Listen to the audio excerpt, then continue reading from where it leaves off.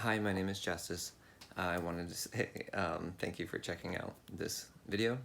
What I'm looking to do is I'm looking to get some guidance and help from experts in Blender and specifically Blender 2.8.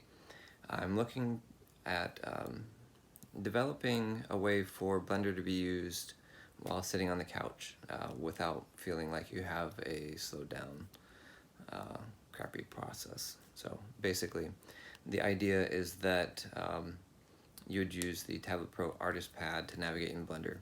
For this to work ideally, what I need is two things. One, I need people who really understand Blender to help me understand what things need to be included. Second thing, and my big hope, is that we can take this one step further so that it works exactly the way that that we want it to. And that would mean that the newer Touch API from Microsoft needs to be implemented into Blender. I don't think that that is a big project, but it's something that we would need support from the community and a pretty sizable push, I think, to get that feature or that update done for Blender.